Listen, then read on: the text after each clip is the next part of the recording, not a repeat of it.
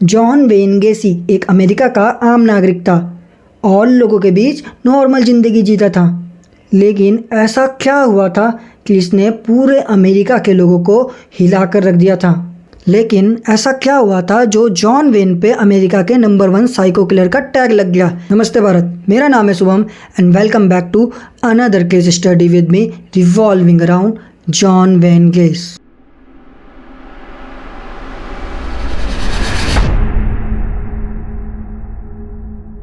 John Gacy was born in 17 March 1942, Chicago, Illinois, USA।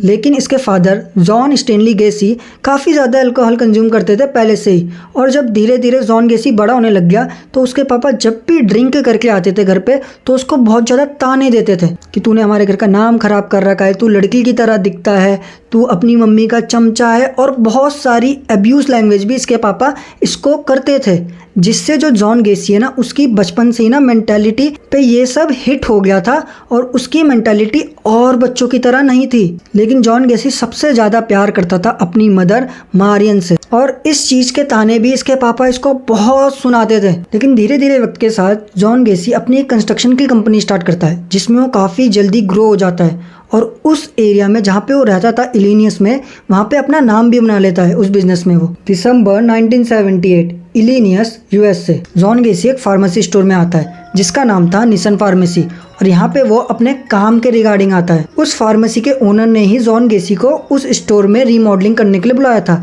और वहीं पे जॉन गेसी की मुलाकात होती है 15 साल के रॉबर्ट से। रॉबर्ट जो था वो पढ़ाई के साथ साथ पार्ट टाइम जॉब भी करता था, और बातों ही बातों में जॉन गेसी उसको अपनी कंपनी के बारे में बताता है, और वो ये भी कहता है उससे अगर वो उसकी कंपनी में काम करना चाहता है तो उसको 1 घंटे काम करने के $5 तक दिए जाएंगे। मतलब जहाँ पे अभी रॉबर्ट काम कर रहा है उससे दुगने रुपए। और ये कहकर जॉन गेसी वहाँ से चला जाता है। शाम के 9 बज जाते हैं और रॉबर्ट की मम्मी उसको लेने के लिए फार्मेसी आती है। आज रॉबर्ट की मम्मी का बर्थडे था, लेकिन रॉबर्ट अपनी मम्मी से कहता है कि उसको एक कंपनी से ऑफ़र आया है जो उसको 1 घंटे के $5 देंगे, और अपनी मम्मी से वो कहता है कि आप थोड़ी देर यहीं पे वेट करिए, मैं उस कंपनी से बस बात करके सीधा तुरंत वापस आता हूँ। लेकिन काफ़ी देर हो जाती है, रॉबर्ट वापस नहीं आता। फिर जो रॉबर्ट की मम्मी थी वो अपने फैमिली मेम्बर्स को ये बात बताती है, और फिर सारे फैमिली मेम्बर मिलकर डांस पैलेस की पुलिस स्टेशन में रॉबर्ट की मिसिंग रिपोर्ट लिखाते हैं। 12 दिसंबर 1978 पुलिस रॉबर्ट के केस में इन्वेस्टिगेशन स्टार्ट करती है, और इस केस को लीड करते हैं ल्यूटेंट जोसेफ, और इनका बेटा भी उसी स्कूल में पढ़ता था जहां पर रॉबर्ट पढ़ता था। सबसे पहले पुलिस रॉबर्ट को ढूंढने के लिए उसी फार्मेसी स्टोर में जाती है जहां पे वो पार्ट टाइम जॉब करता था, और वहाँ का ओनर पुलिस को ये बताता है कि उसको ये तो नहीं पता कि रॉबर्ट कहाँ गया, लेकिन उससे 1 दिन पहले जॉन गेसी यहाँ पे आया था और वो रॉबर्ट से बात कर रहा था, जिससे पुलिस जॉन गेसी का बैकग्राउंड निकालती है, और पुलिस को ये पता चलता है पास्ट में बैटरी चार्जेस के जो केसेस हैं वो जॉन गेसी पे लगे हुए हैं। बैटरी चार्जेस केस तभी लगते हैं किसी इंसान पे जब वो किसी से मारपीट करता है या फिर उसको जानबूझकर नुकसान पहुंचाता है, और गेसी पे ये केस इसलिए लगा हुआ था क्योंकि पास्ट में उसने 15 साल के लड़के को पहले दारू पिलाई, फिर उसके हाथ में हथकड़ी बांधी और फिर अपने कार में बिठा के जबरदस्ती करने की कोशिश की। पुलिस तुरंत जॉन गेसी के घर पे जाती है और उससे पूछताछ करती है, लेकिन जॉन गेसी साफ साफ मना कर देता है कि वो किसी 15 साल के रॉबर्ट नाम के लड़के को नहीं जानता, और वो ये भी कहता है कि हाँ वो फार्मेसी गया था और वहाँ पे उसने 2 लड़के देखे थे, लेकिन किसी को भी उसने जॉब ऑफर नहीं करी थी। तभी पुलिस उसको अपने साथ पुलिस स्टेशन चलने के लिए कहती है, लेकिन वो कहता है उसके फैमिली मेंबर में किसी बुजुर्ग की डेथ हो चुकी है जिसके कारण वो अभी नहीं आ सकता, वो कल आ जाएगा या फिर थोड़ी देर में आ जाएगा। सुबह के 3:30 बजे जॉन गेसी पुलिस स्टेशन जाता है, और पुलिस उससे वही सवाल फिर से करती है कि तुम रॉबर्ट को जानते हो, क्या तुमने रॉबर्ट से बात की, क्या तुमने रॉबर्ट को जॉब ऑफर की थी, और उसका इन सारे आंसरों का जवाब था नहीं। तो पुलिस ऑफिसर उससे कहता है तो तुम फिर वापस फार्मेसी क्यों गए थे। इसके आंसर में जॉन गेसी ये कहता है कि वहाँ के ओनर ने उसको कॉल किया था क्योंकि वहाँ पे उसकी अपॉइंटमेंट बुक छूट गई थी, इसलिए उसको वापस जाना पड़ा। और पुलिस को इस चीज़ पे उस पर शक हो जाता है क्योंकि जो फार्मेसी का ओनर था ना, उसने पहले ही पुलिस को बता दिया था ये चीज़ कि उसने जो है जॉन गेसी को कोई कॉल नहीं की थी। तो पुलिस अब 11 दिसंबर का जॉन गेसी से रिटर्न स्टेटमेंट मांगती है कि उसने उस दिन जो जो किया था वो उसका एक रिटर्न स्टेटमेंट दे दे पुलिस को। 13 दिसंबर 1978 पुलिस सर्च वारंट लेकर जॉन गेसी के घर पे पहुंचती है तो पुलिस को उसके घर से बहुत सारे सस्पिशियस आइटम मिलते हैं, जैसे कि स्टार्टर पिस्टल। ये पिस्टल यूज़ होती है किसी भी रेस को स्टार्ट करने के लिए। पुलिस को कुछ इंजेक्शंस मिलते हैं और साथ में ही होमोसेक्सुअल बुक और बहुत सारे औजार और नशीली दवाएं भी मिलती है उसके घर से। गेसी के बेडरूम में पुलिस को बहुत सारे लोगों के ड्राइविंग लाइसेंस मिलते हैं। जब उसके दूसरे बेडरूम में पुलिस तलाशी लेती है तो उनको निशान फार्मेसी की रिसिप्ट और रस्सी मिलती है वहाँ से। लेकिन इन सब चीज़ों के मिलने के बाद भी पुलिस पे ऐसा कोई सबूत नहीं था जिससे वो अरेस्ट कर सके जॉन गेसी को।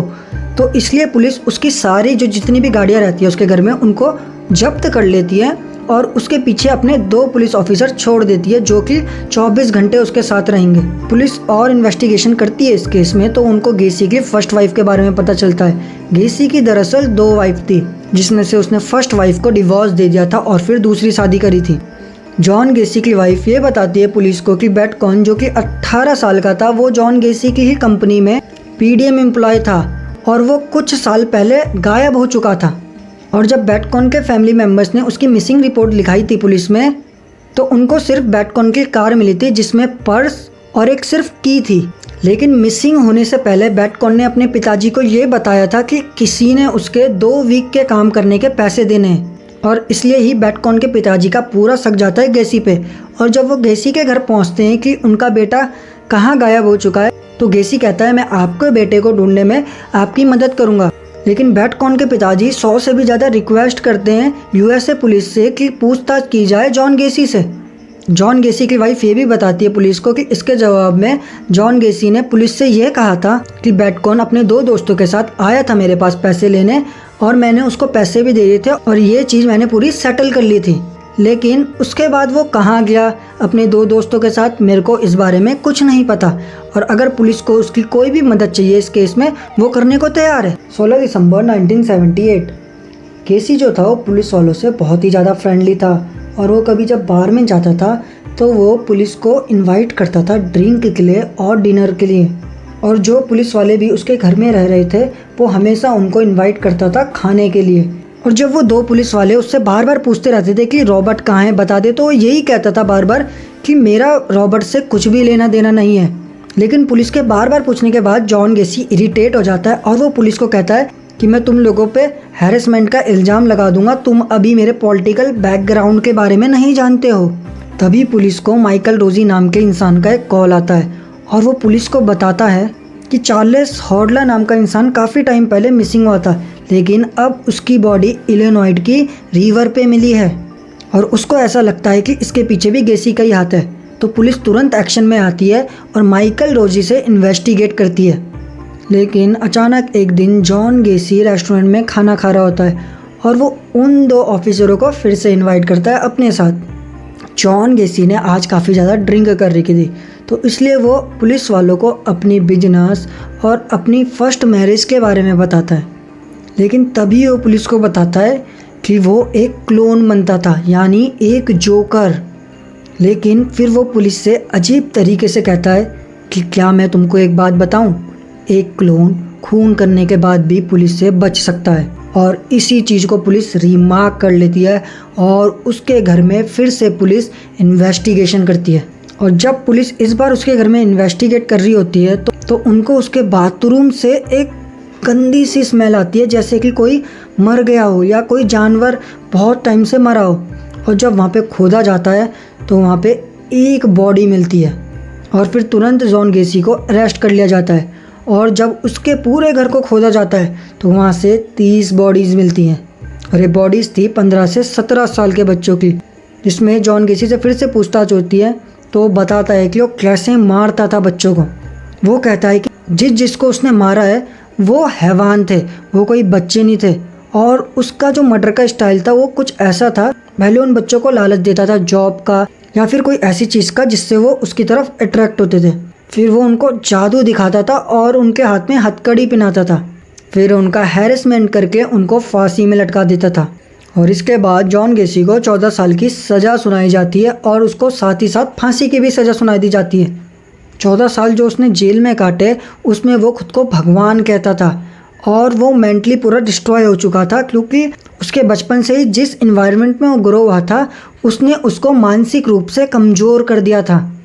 इस क्राइम केस से आपको यही सीखना चाहिए कि कभी भी आपके आसपास कोई भी छोटा बच्चा है उसको ऐसे डांटिए मत एकदम से, उसके सामने इतनी बड़ी बड़ी सिचुएशंस मत रखिए, क्योंकि हो सकता है कि आने वाले टाइम पे वो भी जॉन गेसी जैसा एक इंसान ना बन जाए। तो आई होप आपको आज का जॉन गेसी का क्राइम केस पसंद आया होगा। अगर आपको ये केस पसंद आया तो इस वीडियो को ज़्यादा से ज़्यादा शेयर करिए, इससे मुझे और मोटिवेशन मिलेगा ऐसे क्राइम केसेस लाने में। मैं मिलता हूँ अगले क्राइम केस के साथ, तब तक के लिए जय हिंद, वंदे मातरम।